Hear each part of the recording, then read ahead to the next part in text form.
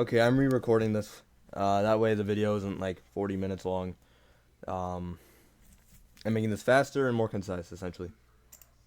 First thing, the coda here has everything. I just want to let you know that. All these events, everything in green is within 30 days. I'm going to put all of our meetings, especially the online ones, on here. That way we can actually track what we've learned and what we've done. You can see here within the off-season programming page, you can see programming meetings. This is when the meetings are, 7:30 every Thursday online. And you can find the day, in this case February 27th, which is the day of recording or of this meeting. Lead programming criteria and breaking down subsystems. This is the actual lesson. This is just something I want to talk about for those who want to be lead programming. Okay, first thing, telemetry. I forgot to mention this last meeting.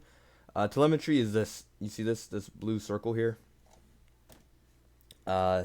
Anything that can be displayed on this driver hub is telemetry. You can do this through this. We'll get to more of that in the future. Not too important right now. You just need to know what telemetry is. It's what you print on the driver hub, essentially. So, first thing I want to talk about is the lead programming criteria. I've changed it a lot. No longer is it the open-ended programming project. The programming project is now completely optional, and there's no time limit on it. The entire purpose of the programming project is to learn programming, to actually get the opportunity to code on your own and learn things. Okay? Apply programming concepts, learn programming concepts, etc. The best way to learn is to do, and that's an opportunity for you to do that. You can make the project as big or as small as you want. I'm not controlling that. It is completely up to you. If you want help, I can help you. I recommend doing Java or C# because that's the most similar to what we use.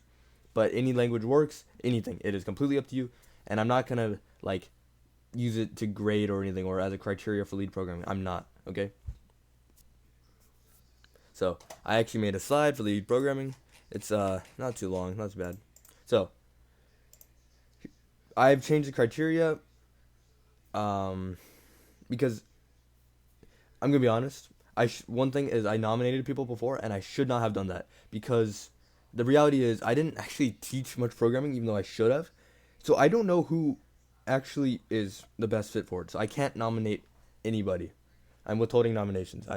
So here's the next thing. To actually be lead programmer, you have to do these: the teaching test, the exam, and the post-exam interview. I'll get to that later in this video.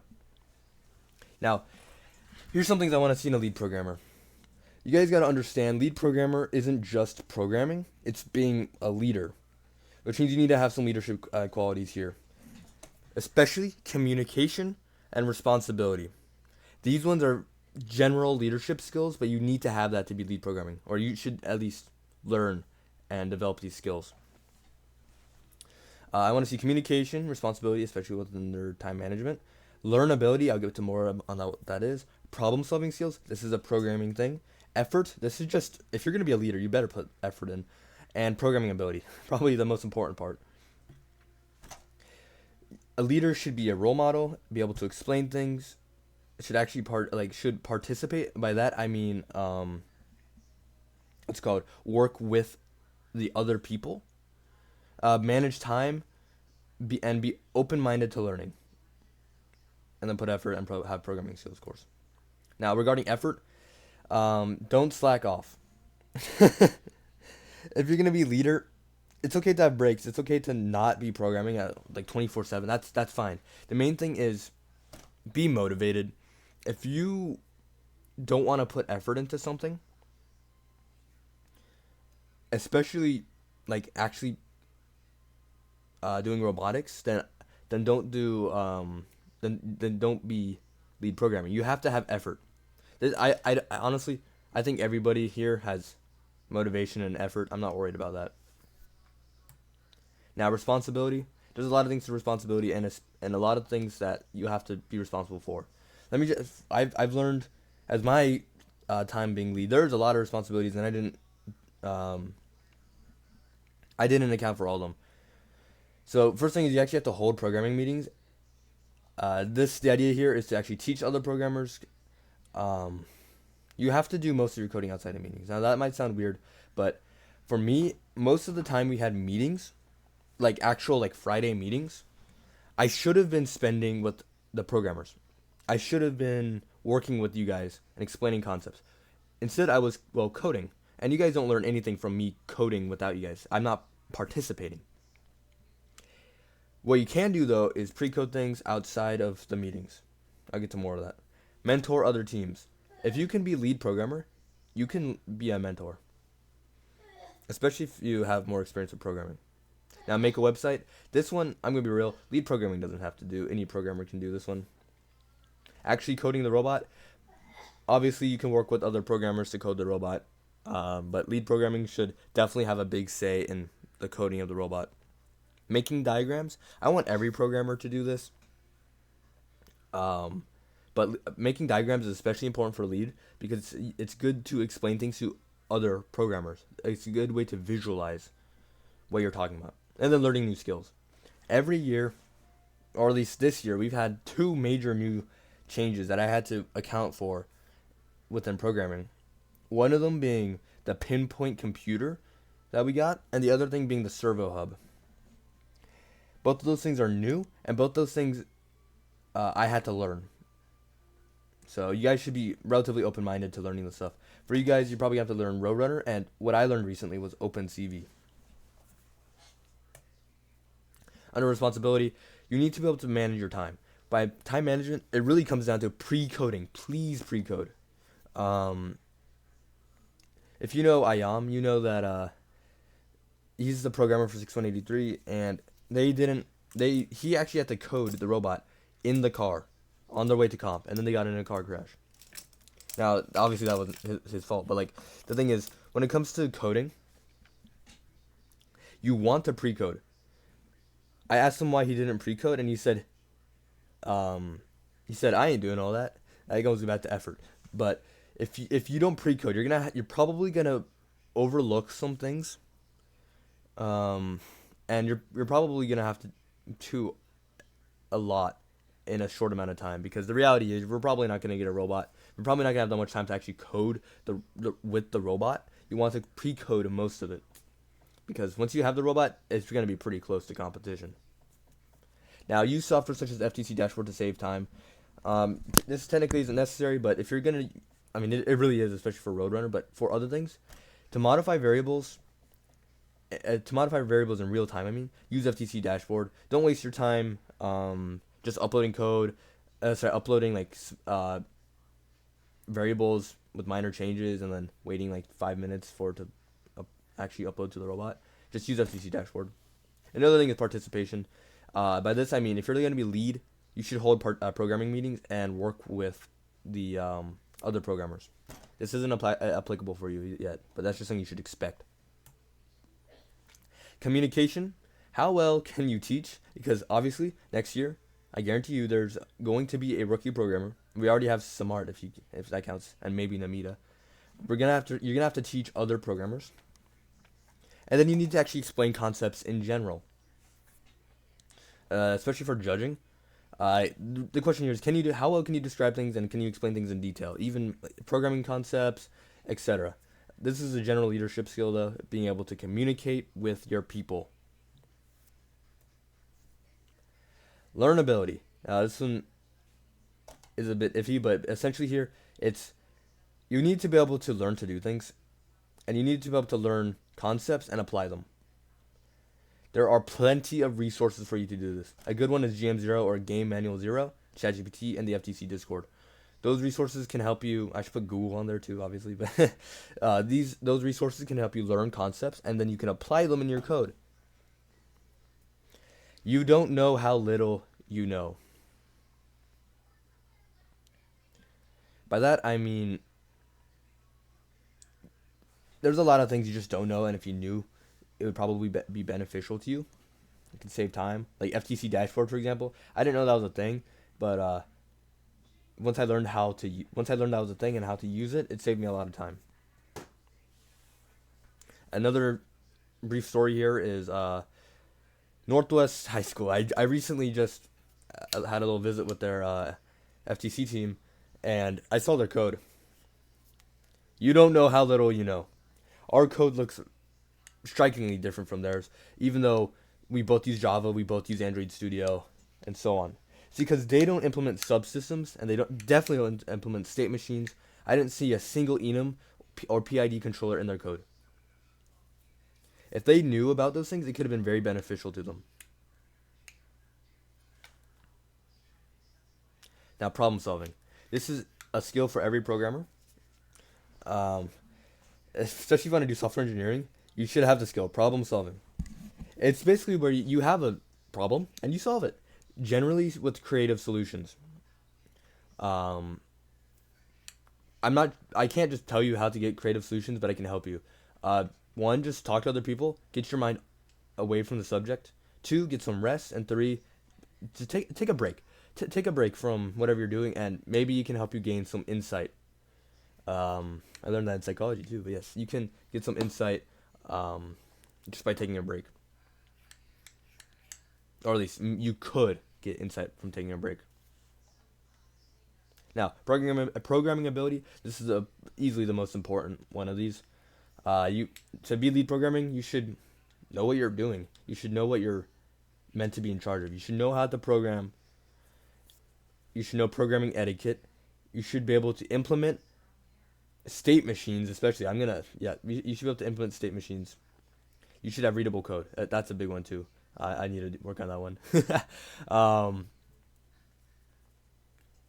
Yeah, I wish I had more programming. I wish I was a better programmer, especially at the beginning of the season when it would have been very beneficial. I Unfortunately, I actually learned a lot about programming like halfway through and even at the end of the season, especially state machines. I didn't even know about that until much later on in the season. That's a big one, state machines. Now, I'm just a brief sidetrack here is your open-ended coding project.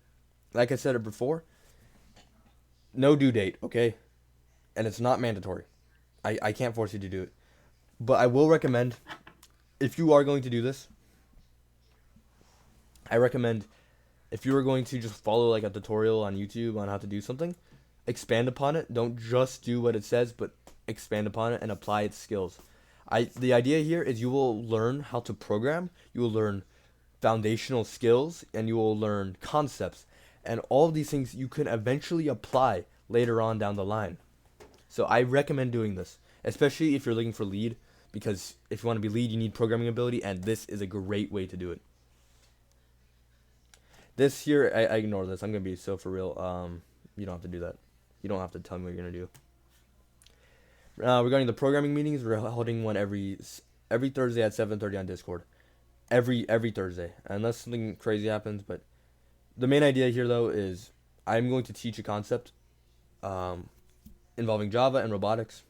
Of course, I'm going to record it every time for people who missed it, and attendance is not mandatory. I'm not going to enforce it like crazy. No, that's not fair. Now, we will likely actually have more programming meetings, even some in person, because we are going to need to do some things in person. Now, this is the first thing that actually is a programming leader. Oh, what am I saying? Lead programming criteria. Okay, what am I yapping about here? Will ask multiple. That's cap. But it will be in person, and you're going to teach somebody who doesn't know programming a programming concept, and that's gonna be fun.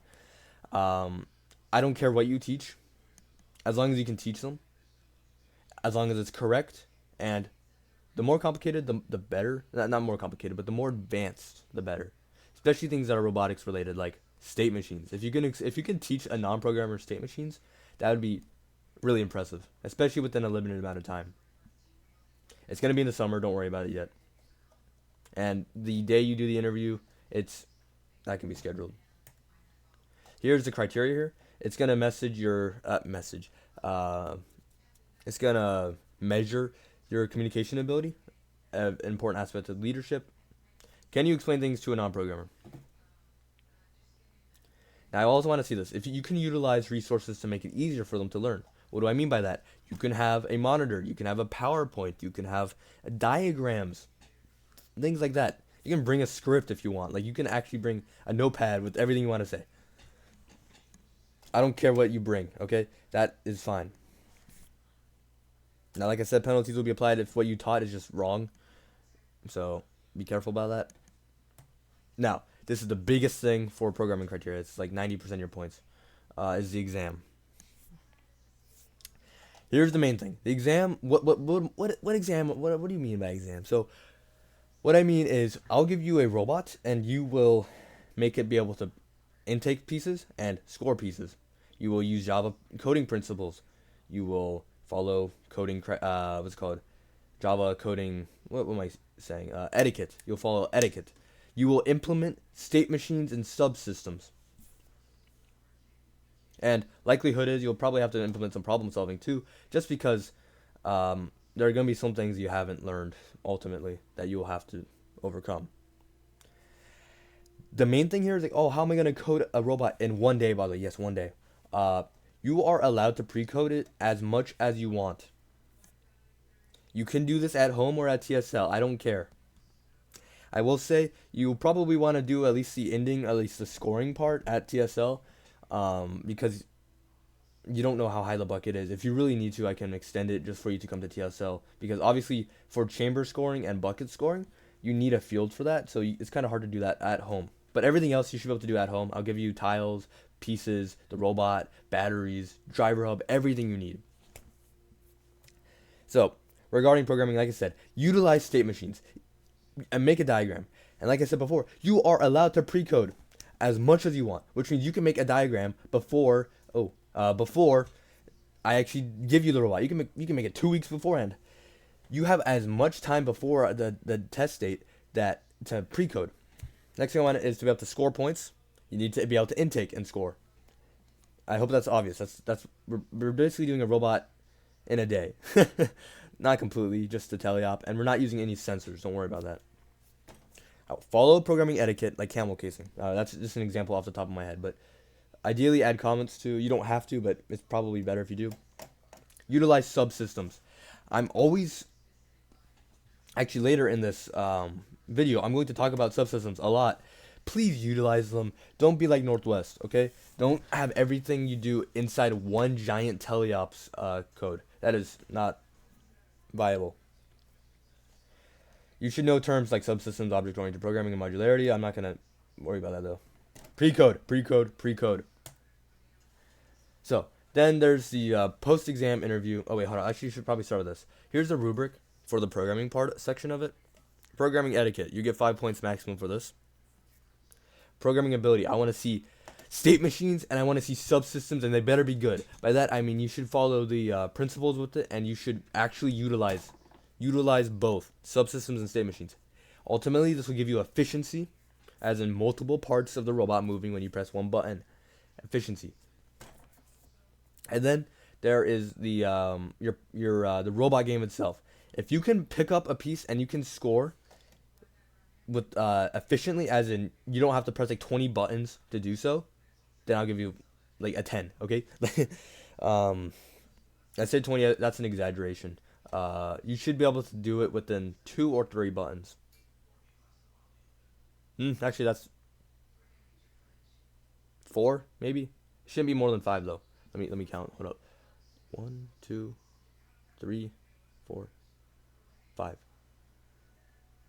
You shouldn't take more than 5, ultimately.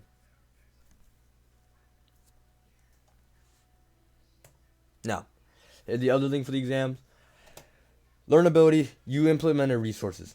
Because you have the ability to pre-code, you also have the ability to use the internet and actually figure out things. There are going to be things you don't know. That's inevitable with this. Use resources. GM0, ChatGPT, I don't care. I want to see you use resources. You get asked the FTC Discord. Use the resources you have and apply the concepts. That's the main important thing. I don't care if you just Google something. Apply what you learned to your code. Okay. And if possible, point that out to me. Show me what you applied. I want to actually see what you guys did. Next thing, problem solving. Like I said before, programmers are problem solvers, essentially. I think engineers in general are problem solvers, but for programmers, you're going to run into problems that you have to overcome. I want to see you use problem solving skills and have creative solutions to overcome this. Like I said before, there's going to be things I have not taught. You have to sometimes just be creative to work around these problems, to come up with a solution. I want these solutions to be effective and ideally efficient. Um, they shouldn't be too convoluted.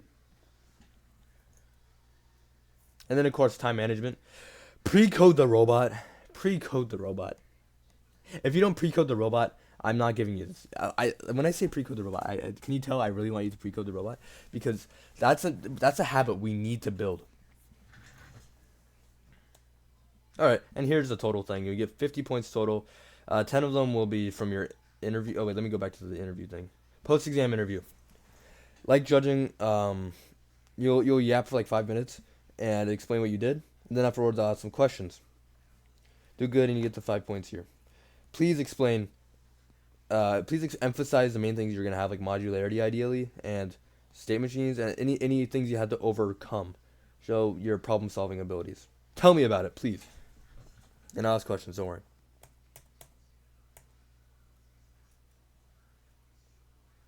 So that's the criteria for lead programming. Hopefully that didn't take too long. Anyways, next thing here. Subsystems. I talked about this before. This is also on the coda. I call it breaking down subsystems. So I yap about subsystems a lot. What is a subsystem? And eventually, what is a substate? A subsystem is a class, and I talked about classes before. A class that correlates to a specific part of a robot, a specific part or mechanism of a robot. For example, the drivetrain, vertical slides, or the arm. If we had an arm like that, that'd be crazy, but still. The arm, for example. This creates modularity. I'm going to emphasize this again like I did last meeting. Modularity. We break our robot into subsystems. Our subsystems are each different specific mechanisms of the robot. This creates essentially different modules. Modularity. It's like different Lego pieces, if you want to think about like different pieces we can attach and ultimately make a robot from. They have different modules. This utilizes object-oriented programming. I talked about that last meeting. And here's the thing. Each subsystem has a corresponding substate. What is a substate?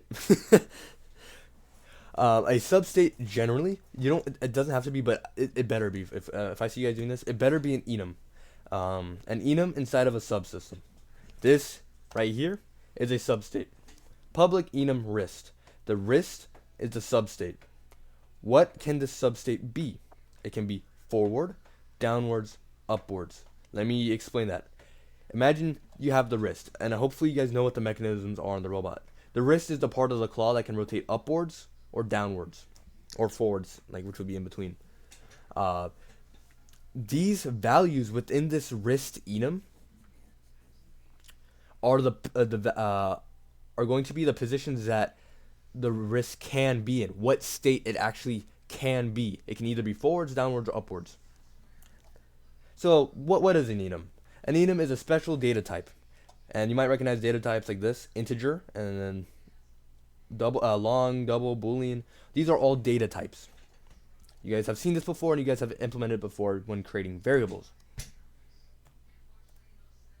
So, what does an enum actually do, though? It's a special data type, yeah. But it's a special data type that creates its own custom data type. Now, that sounds kind of confusing. There's probably a better way to word it, but let me just show you. This enum creates a data type called wrist. I made a table. Data type wrist. And inside this data type, wrist, there are 3 values here, and then you can make it as many values as you want. Forward, downwards, and upwards. So the values would be forward, downwards, upwards. Let me scroll back up again. For example, an integer would be any whole number, like 1, 2, so on and so on. This one could be forward, downwards, or upwards. It's a data type now, and it's stored in your code. By making it public, you allow other classes to use this data type. Now, regarding the naming etiquette, the actual data type itself, capitalize the first letter. actually capitalize all the first letters. Sorry. So um, if you have a word like, I don't know, wrist state, for example, you would have capital W, capital S, capital W for wrist, capital S for state. No spaces in between. Now, for the actual values inside of the wrist data type, capitalize all the letters and separate any of the words with an underscore. It's just like naming a constant. For example, if we had another one called full downwards, we would name it like this: full underscore downwards, all capital letters. I still need to rename the slide. Dang it. Okay. So we want to have some variables that store the position, the rotation of the servo, that will be at these positions. You will have to find these. You won't just know these off the top of your head. You actually need to find these when you have the robot. So, but for now, just create what's called variables that will store these. For example, here, when the wrist is forward, the servo will rotate here to 0.4. So create a variable, wrist forward pause, or position, or whatever you want to name it. And it'll be here. Now, you might be wondering, hey, does this number ever change? Why is it, if it doesn't ever change, why do you have it named as a variable? That's because of FTC dashboard. Normally, if it wasn't for FTC dashboard, I would make this final, and this would be a constant. But because of FTC dashboard gives you the ability to change variables live in real time, and we need the ability to do that. So that means we can't have it as final. So it's a variable then. Don't worry about that yet. Just name it like this. Have all the positions for the servo or motor, depending on what your subsystem is.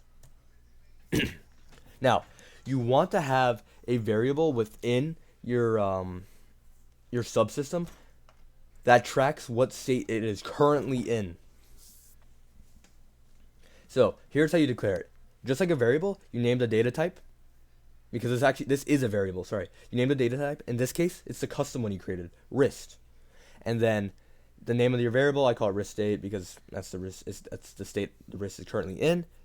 Then here's how you actually set it to something. You would just set it to what's called wrist downwards. Downwards. This means the wrist state would be set to downwards initially until it changes later on. So I'm not sure if you guys ever seen this before, but the reason it looks like this is because we access the data type and then we just do dot what it is.